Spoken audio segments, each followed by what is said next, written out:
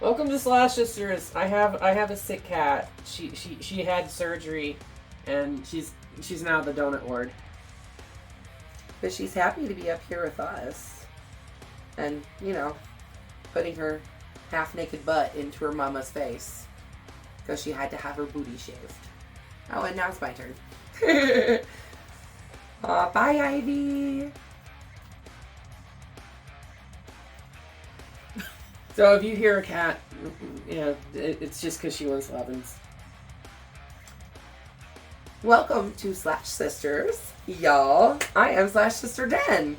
And I am Slash Sister Hallie. And if I sound congested, it's because I am. I'm getting over something. So me and my cat are both kind of down for the count right now. And I am maybe officially almost completely over whatever I had for the last couple of weeks. Don't you love the spring? When everything in the air just makes you sick. You know what? They say it is 'tis the season. Yes. 'Tis the sneezing. 'Tis the sneezing. 'Tis the sneezing. But we want to welcome you to our channel where we do horror movie reviews by true horror movie fans. That's us. And you guys. Every week at least. Yes. And if you're new here, we want to say welcome. We do fun horror stuff here, and if you like all things horror, we suggest you hit that subscribe button because we are here for you every week. Yes, shenanigans will be had. You don't want to miss out on that. Yes. No. Today we're going to take a step into the world of lies and deception with another look at a mid-2000s horror with the movie Cry Wolf. Okay. This movie hits right at a time when the internet was like really taking off. There was actually a promotion with AOL that they did while the film was in production. I heard about that. Yeah. That you could like follow it and like get like IMs from the wolf yeah. and shit like that. Yeah. They make it very, very apparent that this movie is kind of internet based in a way. Not as much as some of the other movies from the mid-2000s when we got like Fear.com and things like that, where it was literally like about the internet. Mm-hmm. But like even in like, it's Cry_Wolf. So right. It's a screen name. Yeah, for sure. So before we say too much, why don't you just come down with us in this little rabbit hole, and we'll just see who is it that is crying wolf, and who is the sheep in wolf's clothing. Yes. Or the wolf in sheep's clothing. Yes. Whichever. I don't know. That phrase escapes me right now. So we open the film pretty abruptly, to be honest, with a woman being chased through the woods by someone. Yes, and we don't know who it is. No, we do not. Until the end of the film. Yeah, we really don't find out until the very end. The opening scene end. is cut pretty quickly when the assailant uses their phone to call the victim, which gives away her location. Yes, the victim's location. So again, not only were we using the internet, but this was also like when cell phones were first getting really big too. Mm-hmm. Like, I got my first cell phone in 2003, I believe. Yeah, and this film came out and definitely by 2005, cell phones were like everybody had a phone by that pretty point. much, yeah. So, but the woman is shot dead, and we cue straight to the opening credits. Mm-hmm. Like, it's a very quick little opening bit, like 2-3 minutes at the most. If that. Yeah. If that. Next, we are introduced to Owen. As he arrives at Westlake Preparatory School to a mostly empty campus until he runs into another student named Dodger outside of the school who informs him that the rest of the school is at an assembly about the murdered woman. I gotta say, I love Lindy Booth. Yeah. She is, she's so creepy in this, but I love her in other things too. The only other thing I can think of that I know her from is the 2004 Dawn of the Dead remake, and I fucking hate her in that because she's the one who ends up getting the entire group killed. Right, but she plays it well though. Yeah. So her character in it is very good. Yeah, the character's great. Even if she freaks out over a dog that the zombies do. That's another movie. We'll talk about that now. Anyways. And that's the remake of it. Yes, too. it is. Owen gets settled in after being kind of shown to his dorm. Dodger says she's going to show him to his dorm, and then she just fucking disappears on him. Yep. But anyways, because Dodger is dodgy. Yeah, she sure is. She really is. He settles into his new dorm room with his roommate, Tom, played by a young Jared Padalecki. Yes, this was right before Supernatural got picked up. Yeah. And he looks young. This and another horror film that he did in 2005, House of Wax. Yeah, the remake of House of Wax. Both dropped right before Supernatural got picked up for its... Yeah. Which, ironically enough, Lindy Booth guest starred on Supernatural. I'm not surprised by that. Yeah. I mean, there's so many people that I mean, it's such a big show. Right. They've had tons of guest stars on that show. That evening, he is awakened by Tom, who tells him they are sneaking out and Dodger wants him to come along. Yep. They meet a group of teens consisting of Graham... Graham is not he's a fucking teacher. He's a teacher in disguise. Because we see him this scene and one other scene in the entire fucking movie. Yeah, well, and then we do see him for like a half a second at the very end when the cops are like... Ooh. Anyways, Graham... Mercedes, Lewis, Randall, Regina, and Dodger are all waiting for Tom and Owen in the old chapel. There they play a game called Cry Wolf, where one of them is marked as a wolf, and the group tries to figure out who the wolf is. Honestly, this, to me, I don't know if you guys out there follow, like, reality-based TV or anything like that, but there is a show called Traitors. Okay. On it streams on Peacock. I think NBC is actually airing it now. Okay. But you have a group of quasi celebrities. They're like reality TV stars. Like D-list stars. Well, they're like reality TV stars. So you have people from The Challenge, Big Brother, Survivor, stuff like that, right? Real Housewives and shit like that. And Alan Cumming is the host of the show. Right. Alan Cumming picks 2 or 3 people to be traitors. And those traitors have the objective of murdering one person every night until the end of the game. Oh. And if the traitors are left standing at the end of the game, they get all the money. Okay. But very similar to what they do here. If these people root out the traitors, they get to split the cash pie. Okay. That's so cool. It's very close to this. Very, very similar to that. That's basically the name of the game is everybody puts in a little bit of money, and whoever wins, or if the wolf makes it to the end, then they get to keep the money. Right. Same principle. Exactly. So Owen ends up winning the game and accidentally insults Dodger and the rest of the group while collecting his winnings. I mean, basically kind of says, like, y'all know each other too well, and your tells are really easy. Honestly, I mean, Owen, to be fair, is British. True, and he's also clearly been in a lot of different schools. Yes, he knows he has had to learn how to read people quickly. Yes. Quickly. Yes. The next morning, he wakes up late because his alarm clock was unplugged by his roommate, Tom. Apparently. Damn it, Jared. Which makes him late to his journalism class with his teacher, Mr. Walker, played by Jon Bon Jovi. That is right. We have Living on a Prayer, Jon Bon Jovi, as a teacher. A journalism teacher, no less. Yeah. At lunch that day, the group begins to discuss how the local woman's body had been found. Like when they did the assembly, the woman was just missing. They hadn't found her yet. But yeah, she was found in the woods after having been dragged through the woods by a wolf. Oh. A clue. The kids talk about who could be the murderer when Dodger proposes that they expand their Cry Wolf game to the entire school. Yeah. Now, that's not going to end well. That's not going to end well. No, it's never going to end well when you start to spread false rumors about a murderer on campus. So yeah, they basically just like Owen comes up with the idea that they send out an email basically telling about how this had happened at another school before, where the first person that was killed was shot in the woods, and then the next person was stabbed in, I don't know, they go on and they detail out the exact order in which the people are supposed to die. They describe the killer as wearing an orange ski mask, a green camouflage jacket, steel-toe combat boots, black tactical leather gloves, and carrying a hunting knife. And a handgun. And right? a handgun. Yeah. I don't remember I think he was, the handgun had to be present because the woman was shot. So right, I think they, because had to keep the I handgun know as part Dodger of was it. like, well, why would he change up his MO? But Right. serial killers don't change up their MO. Exactly. So that night, they send the email out basically to the entire school. They kind of send it out, and then it goes viral. Owen sends it out to the entire school from his own email account. Yeah. The next day, the entire school has spread the story in the email, and of course, a panic on campus ensues.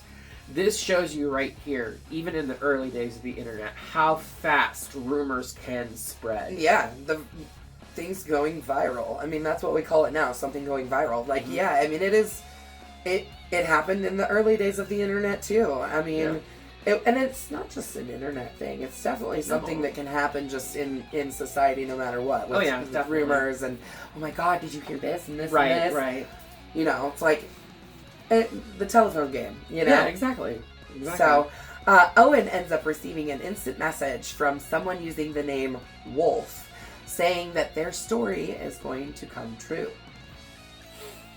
Tom and Owen accuse Dodger by first throwing giant blocks of ice in the pool while she is swimming. Killed her. Exactly. They totally could have fucking killed her, and she fakes it. Yeah. She fakes like she got hit by a block of ice. Yeah. But she claims she was studying with Regina when the IM came through. Yes, supposedly.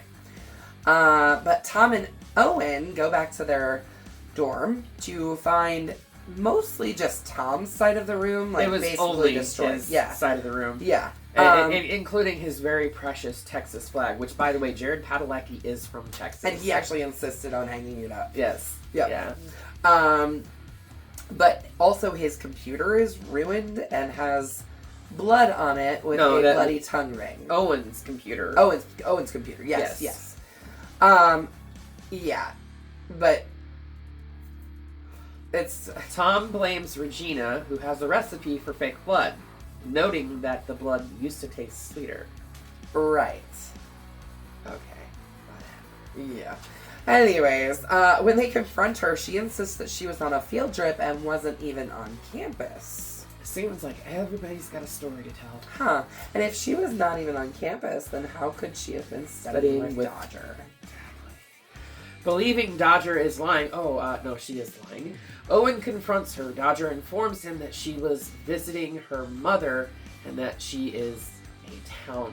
Yeah. She actually is a townie, but still. Yeah. So that's like kind of the big reveal, because she has very much made herself out to be some rich little snobby kid. But anyways, deciding that Randall must be behind all the odd behavior, which Randall's played by this, like, absolute douchebag.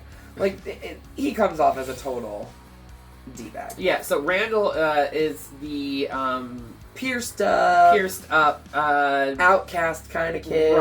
Right. Which, I'm sorry, if you're in a preparatory school, they would not allow you to have those piercings. Sure as hell wouldn't. He had eyebrow ring, nose ring, nose lip ring. Yeah. All of it. He would have been forced to take all that stuff out to be in that school. For sure. Anyways, Owen decides that Randall must be behind all the odd behavior and tries to track him down, but to no avail, because when he calls the girl that Randall was supposed to be dating or going to see a girl at another take school. Her virginity. Randall's a real piece of work. Anyways, she says that he never showed up. So Owen's like, alright, definitely Randall's behind all this. Right. Owen again seeks out Dodger, and this time he finds her kissing Jon Bon Jovi. Yeah. Oh, we're gonna do a Jenny and Hallie retching show on this one, huh? Gross. I'm sorry, you're old enough to be her fucking father. Yeah, and not only that, she is in high school. This is not a college. This isn't college. It looks like it's college. Well, because it was filmed at a college. Right, but it is a high school. This is a high school student. Like, right. Gross. Right. Absolutely gross. Bon Jovi, you should be ashamed of yourself. For real. The next day in journalism class. Journalism? Journalism? Anyway, in the journalism class the next day, Owen reaches into his bag and, surprise, a big-ass hunting knife falls out. Well, he left his bag in the stacks the night before. Right. And Tom put the hunting knife in there to prank him. Yes. And not knowing that he has a past, he's about to get expelled for it. Right. Mr. Walker escorts Owen to the headmaster's office, informing him that he will surely be expelled for his antics. Or will he? Yeah, until Owen's like, yo, Mr. Walker, I saw you and Dodger. And so you won't be telling the headmistress shit, will ya? You know? Basically. Yeah, basically he's like, I'm gonna blackmail you. I saw you. I mean, I would have done the same thing in this position too. Me too. Honestly. Yeah, if I was getting ready to get kicked out, I would absolutely pull my card. On the night of the Halloween dance, not Halloween. Right. Yeah, Halloween's the next night. Right. The wolf attacks Owen, thinking Tom was trying to prank him. Owen goes to leave with Tom's car, but sees the wolf behind him in Tom's car. Yeah. Which, by the way, is a fucking PT loser. Yeah. Yeah, and they make it out like it's a really, really cool car. Right. So the attacker actually ends up being Mercedes, who was just trying to prove that the attacker could be a woman. And her ass almost got shot by a cop. She sure did. The following day, Owen and Mercedes meet with the headmistress, who decides that Owen's fate will be decided over the weekend. Yeah, but basically everybody else was getting to leave for the holiday weekend for Halloween, and these kids are gonna have to stay. Sorry. So the rest of the group is forced to stay at the school over the weekend, and Owen contacts everybody and says, like, yo, we need to meet up in the chapel and figure out who is behind this. Right. Something's going on and we need to figure it out. Owen, Dodger, Tom, Lewis, and Regina meet and try to get to the bottom of the antics and the attacks. Yeah. While Lewis is on the phone with Mercedes, because she basically was like, I'm not sneaking out, not after... I'm already in trouble. Like, I'm not sneaking out. She is attacked in the bathroom by the wolf while she's on the phone with Lewis. And Lewis runs out as Owen tries to call for help. I mean, basically, they try to call for help. Mercedes plays off like it's supposed to be Tom attacking her, and Lewis is like, Tom's right here. Right. So, I mean, and mind you, they're doing this all in front of Owen. Yeah. Owen, Regina, and Tom end up finding Randall's body in a confessional inside the chapel. Yeah. Interesting. So I've noticed this. Anytime you find a body, just find the body, and you don't see the person killed. Yeah. They're usually not dead. Yeah. Yeah. There's like definitely by this point in the movie, my brain is going, something's funky here. Yeah, something's a little fishy. This is funky. These people ain't. This ain't no real slasher. No, well, I mean, mind you, this was only supposed to be rated PG-13. Right.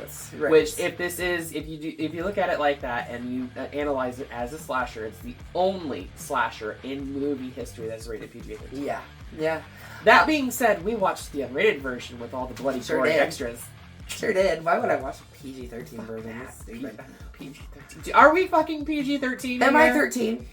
No. Are we PG? No. Are we politically correct in any fucking manner? No, not really. So Owen goes looking for Dodger and sees Lewis being attacked back in like the dorm where Mercedes was at. Like he went to Mercedes to like try check and save on her or whatever, and he's like kind of like thrown over the top of the. Well, he's like thrown railing. against the banister or whatever, and Owen like starts blood running. Kind of comes out of his mouth. Right. And, yeah. So Owen runs to the parking lot to see Mr. Walker's car, meaning he must still be on campus somewhere. So Owen runs to Mr. Walker's office, and just as he does, his phone rings, and Owen answers to Dodger, crying on the other end, saying that she has found Mercedes dead, which she wasn't crying. I'm sorry. Yeah. Dodger tells Owen she is coming and can see him through the window. He looks out to see the wolf. Apparently kill her. Yeah. We're being a little bit more obvious about it now, but I think the movie becomes a lot more obvious about it the more you come into it. The further it goes, the further you can tell that these aren't really happening. Yeah. So Owen, afterwards, Mr. Walker enters into the room, like comes into the room where Owen is at, and upon noticing Mr. Walker has a camouflage jacket, an orange mask, and a knife, Owen ends up shooting him. Correction, they wrestle for the gun. Yeah, they do wrestle for the gun. He gets the gun. The gun goes off. Okay, so here's the thing. He knows of the gun because Dodger tells him there is a gun inside his office. Right. Which, one, how does Dodger know? And two, why does the high school teacher have a gun inside of his office desk on school property? Yeah, for sure. This is after Columbine. Yeah. So, shame on you, Mr. Walker. Yeah. So, a scuffle happens and Owen ends up shooting Walker in the chest. And the door is suddenly bursted open and Dodger, Tom, and Regina all walk in. Mm-hmm. Owen, not hurt. Right. Owen is later arrested for the murder while the group admits that it was a prank to get Mercedes and Owen back for making them stay on campus. Randall, Mercedes, and Lewis are alive and well. Yeah. Every single one of them. Mr. Walker was apparently involved with Becky, and he does mention her name a couple of times. Becky was the girl who was killed in the beginning of the movie, and the gun in his desk was confirmed to have been used to kill her. Right. Owen's father, played by Gary Cole, with an awful British accent. Oh god, it's fucking bad. Terrible. Terrible. Owen's accent is fine. I don't even know if is he British? That might just be natural. I think but he is. Why would you hire Gary Cole, who was only in the movie for literally a minute at the most? Five maybe. Five. He's literally not in it for very long at all. And he has just this awful British accent. Why not just hire a British actor? There's plenty out there. But no, his father, played by Gary Cole, tells him that he's going to get 2 years probation because apparently he killed a murderer. Dodger then proceeds to visit Owen, who has been released on bail, and says she would never have played the game if she knew Mr. Walker was cheating on her, revealing that she organized everything. In fact, I believe she even states, because Owen confronts her about it, and she's like, and who would believe you? Yeah. Yeah. She orchestrated everything. Bitches be crazy. They sure do be. They sure do be. But she made a line in the cafeteria at the beginning of the movie when they were talking about spreading the game to everybody else. Mm-hmm. She looked around the table and she's like, it's like you guys are playing checkers and I'm playing chess. Mm-hmm. She was orchestrating this whole thing from the get-go. Oh no, she wanted Walker dead. I don't know that she necessarily wanted Walker dead. Oh, I think she did. I think that she had intentions of having him Owen framed or whatever. Yeah. Either way, I mean, she was going to get what she wanted. One of them was going to die. Right. But I mean, she played with Owen's heart through the entire movie. She very plainly killed Becky at the very beginning because she was having the affair with Walker as well. Yeah, she's a manipulative little bitch. It would have been interesting to see a sequel of this being made. Yeah. And see where this psychotic little... Can I tell you where I thought this was going to go? Sure. So, after they spread the story to the entire school, I thought everyone was going to turn on Owen and that Owen was the bad guy. And that's the reason he kept leaving different schools, that this kept happening at different places. I was really, that's where I thought the movie was going to go. And I don't know if I was disappointed or kind of happy that it didn't go that way. I'm not really sure. It's definitely a twist that the first time you watch it, you're not really sure if you're understanding what's going on. Yeah, for sure. I mean, I definitely, by the end, I was like, okay, I get it. Mm-hmm. I could have gone back and watched it a second time and, really analyzed, oh, this person's doing that, while this person's doing that. Right. I'm sure I could go back and do that. I don't think I liked the movie enough to want to go back and watch it a second time and dissect it like that.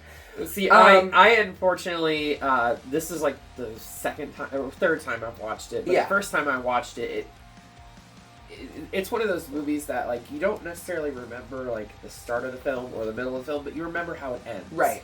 And it kind of leaves, like, that, I don't know, film in your mouth. Yeah, like, it where leaves, it's like a little, like, I don't like it. It sits with you a little where you're like, I don't like it. Yeah. Overall, I think the acting was good. I liked the movie. I liked the concept of the movie. It was very much like an April Fool's Day. Yes, very much so. Like, the whole time I was watching it, I'd say I got to about a third to half of the way through it, and I was like, oh, nobody's dying. This is all fake. This is an April Fool's Day sort of thing. Yep. That said, for me personally, I don't think I'm ever going to go back to it, so it's a Bloody Machete down from me. See, I would have given it a Bloody Machete up, just because I do remember it with fondness, somewhat fondness, the Valentine effect. Right. But yeah, no, it's a Bloody Machete down for me too. Ultimately, just because the story was good, I just think that it gets a little convoluted and there's really not a whole lot of explanation as to, like, who was doing what and what was, so, like, as a first-time watcher, it was just kind of like. Now that being said, the director of this, Jeff Wadlow, this is his directorial debut. Okay. He actually just wrote and directed Imaginary. Oh, okay. So he has gone on to other horror things, but this is his first thing. He got to make this because he won like $1 million from like a contest, and he was able to basically front the money, most of the money for the film. So that's why this movie got made, or at least one of the main reasons why it got made. For sure. But I mean, Jeff Wadlow did go on to do better things, at least. I mean, it's a movie that I think, if you're looking for something that's a little twisty and kind of fun and like a whodunit that kind of keeps you guessing, definitely does that. Didn't actually do it? Yeah, who didn't do it? that like kind of keeps you guessing. I will say that it definitely kept my mind going, like, oh, it could have been that person, or it could have been this person, or, so I'll give it that. It's worth a watch. If you got nothing else to do. It's worth a watch, but, not my favorite, though. No. And with that, we're going to send this straight back to the land of AOL. Yeah, literally. You've got mail. Hope you don't have stock. Yeah. Remember that scandal? Yeah. Yeah, I'm showing my age on that one. What episode don't we show our age on, really? Well, we're old, remember. Anyways, what do you want to do next? I think we should... We've already done a couple of remakes. Why don't we go back to the golden age of remakes? There was a period of time in the late 90s to early 2000s where everything got remade. I don't want to say it's the golden age. Let's just call it the age of remakes. The age of remakes, yes. Yeah. Literally from like the late 90s to about 2010. Yeah. And even beyond that a little bit more. For sure. It seems like every fucking horror movie that got made in the past was getting a remake. Yes. But this one, actually, the remake is so much better than the original. It really is. Yeah. It's not often that you get movies that really do change and upgrade the original. 13 Ghosts. Yeah, 13 Ghosts.